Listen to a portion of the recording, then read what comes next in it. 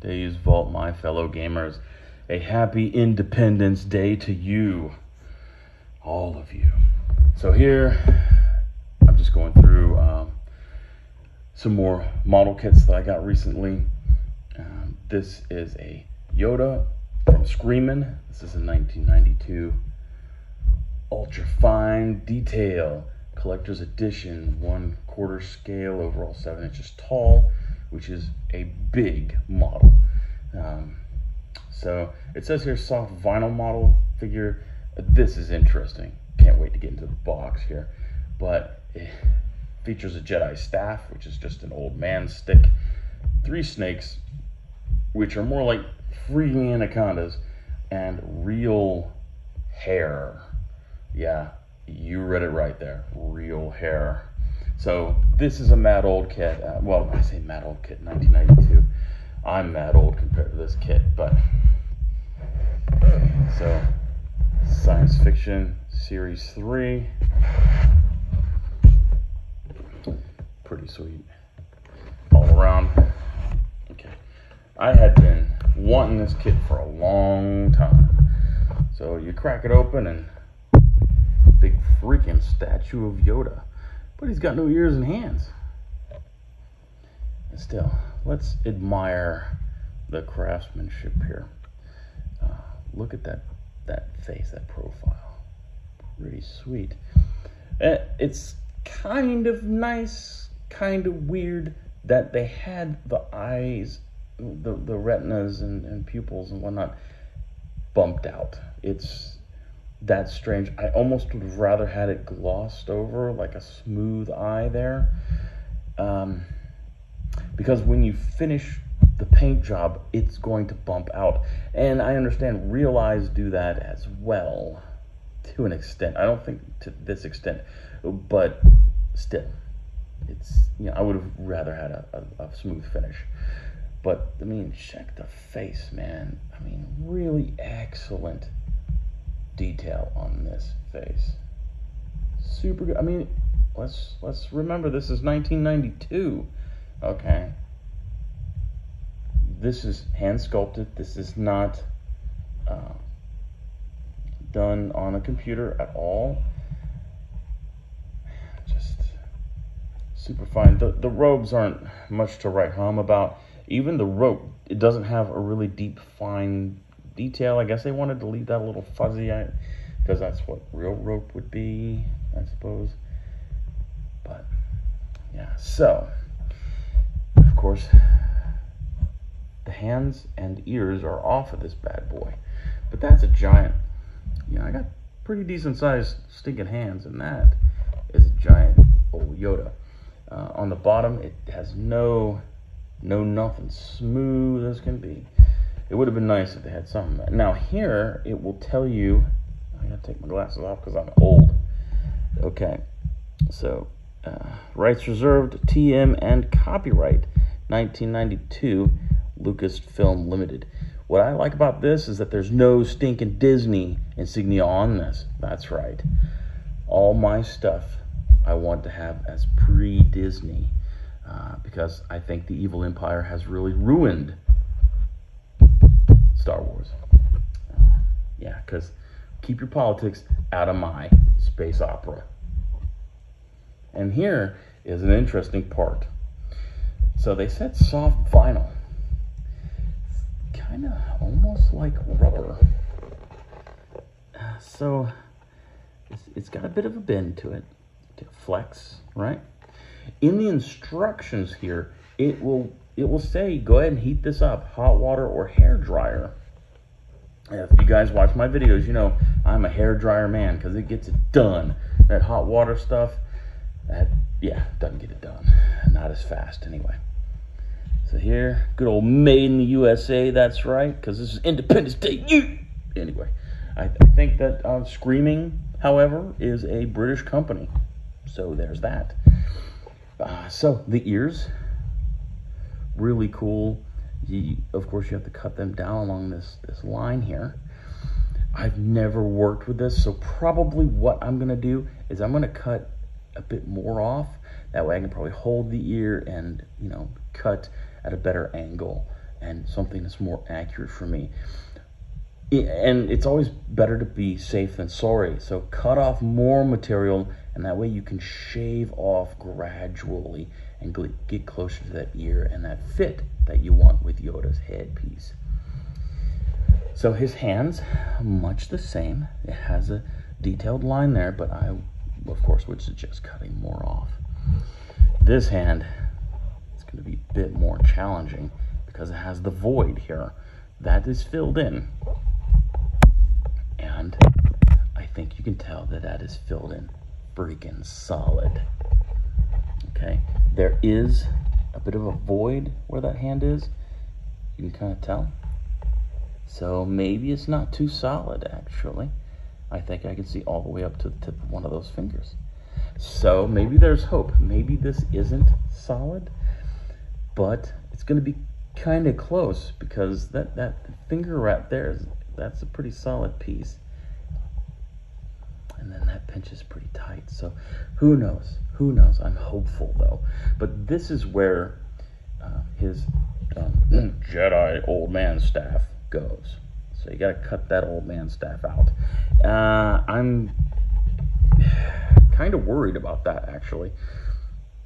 Okay, so they got really great detail on this side, but they couldn't put any detail on the other side.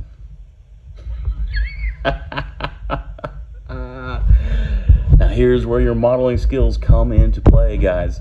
Grab yourself some green stuff and several hours, because you're going to have to sculpt all this detail.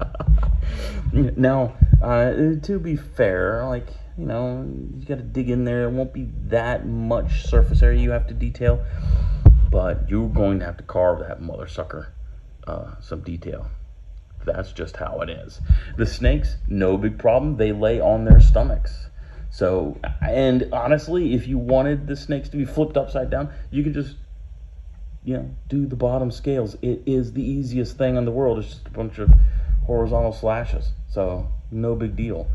You know, you got a small snake here. It's got pretty good scales. The heads look decent too. Pretty good, you know. They've got these like horns and stuff. They look pretty neat, very, you know, kind of alienish.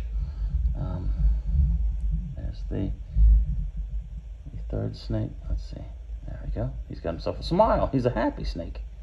So there you go. And on one of the images on the box art, it has this snake here, much like the 1997 or 1977 Kinner figurine, where it's around his neck.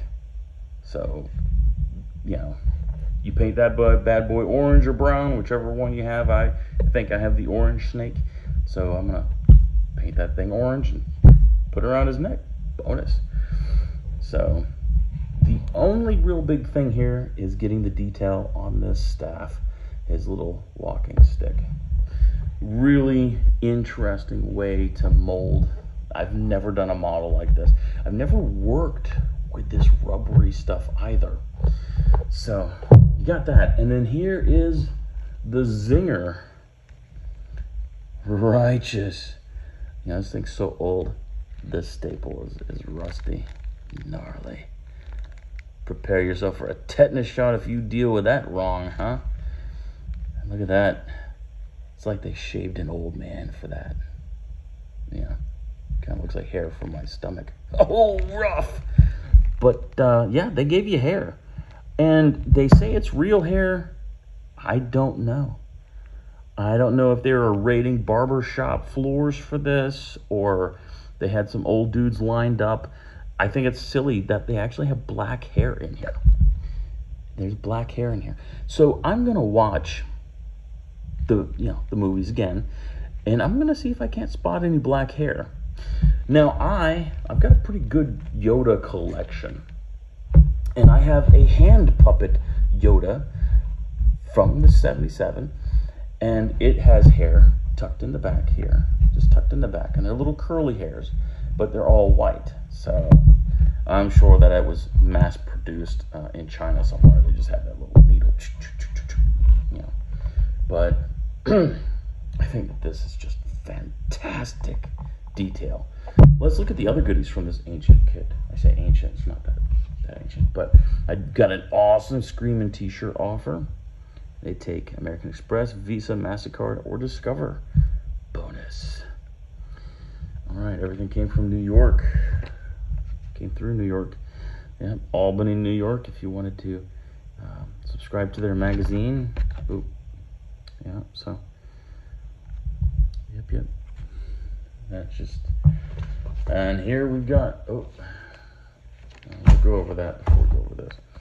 So we've got their product catalog from 1993. And then there's that Yoda. Look at boss. Well, they got Betty Page, Butterball Cinnabite, of course Freddy Krueger, and a red dragon of Kryn. Han Solo, looking Dash, looking not so much like Harrison Ford, but very, very creepy nonetheless. And they got a sweet, sweet Darth Vader. Looking at that nice, smooth paint job on that. I wonder if he came with a real chain. It looks like it. Might be nice to track down one of those and find out what's going on. And then you got this babe who's having herself a tracheotomy. Okay, oh man, they made an Elvira too, and Leatherface. Let me see if I can't find that. There we go. Oh, there's two Darth Vaders here. 18-inch tall, features a lightsaber. Pretty sweet, pretty sweet. And it does look like it has a real chain on the neck here. I'll show you. It's got a black chain. It's a pretty nice looking dude. Definitely a good time to practice your OSL lighting effects there. Pretty nice.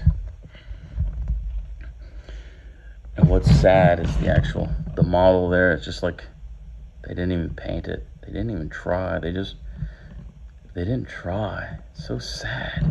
Anyway, and then you have this other Vader here. He features a lightsaber as well. Why two different Vaders? Why? Is it the same? No, they're different. Product numbers 3250 on that one and 3200 on that one. Anyway. Okay. Okay. So that one's got a chest plate type deal, like it's silver and black, and this one's just straight up black. I don't know. All right, they got some. Okay, Betty Page riding on a rocket. Okay, that's great. The werewolf is terrible. The hell is that? That's. It makes me want to cry. I enjoy werewolves too. I have some pretty cool werewolf paraphernalia. There you go. The Rocketeer, baby. That helmet is just awesome. And then Mutant General Suitor. Okay. All right. So then, aside from that whack product catalog, so here they've got the snake wrapped around his head. And, okay, this is saying 1993 as well, even though what's on the box is 1992. And what did it say? It said, yeah, 1992 on his, the back of him. If you can't tell, it's mad hot out here. It's gross. 4th of July, baby. 4th of July. So, tells you everything that you get. Saying here, cutaway excess, top and bottom.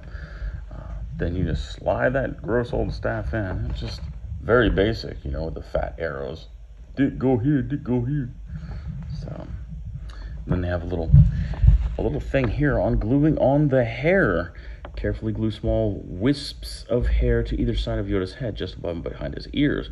Practice positioning before you actually glue hair in place. We recommend that you use rubber cement for gluing of Yoda's hair. And now, I have never, really used rubber cement except for just like balling it up and flicking it across classrooms and stuff. I just, it's been decades since I've used rubber cement. So, I don't know about this. I think that recommendation, I'm going to ball that up and flick it across the room too, and I'm going to do my own thing. But the one piece of advice that they give here, which is awesome and that everyone should use it, is practice positioning before you actually glue in place. That's dry testing, dry fitting, dry testing. Make sure that it goes good. You see here, so finishing seams. Every effort has been made to create as few seams as possible in your model. However, if you find any seams objectionable, they may be filled with modeling putty and sanded before painting. Vinyl spackling also works very well for this purpose. Man, their color chart is as simple as it freaking gets. Clothing, tan, word. Flesh areas, pale green. Eyes, blue. What? Yoda has blue eyes? What? Bro. Okay, I'm going to watch the movies again, but I'm going to call bullshit on that. Jedi staff, brown. Woo, snakes, various shades of green, brown, yellow, and black. Sorry. But this one right here is going to be orange. Bright orange, just like the Kinder toy. I'm rocking it old school like that. That's how I'm doing. Now, it's going to be better. I'm going to put washes on it. We're going to put some yellow highlights. We're going to make it look sweet. But it's orange. Full stop. Okay, stop using. Now, this is what I think is cool. See, they even have a blow dryer pictured. Okay, so the blow dryer is used to warm up vinyl parts for your model for easier cutting. Hot, not boiling water, because boiling water is just going to melt this mess. So they call for super glue as well. That's probably what I'm going to use for the hair. I don't want it to oxidize my paint. So we'll see what happens. But I mean, this is a cool kit. Now talking price-wise, because I do like people to go into these things with 2 feet and knowing what's going on.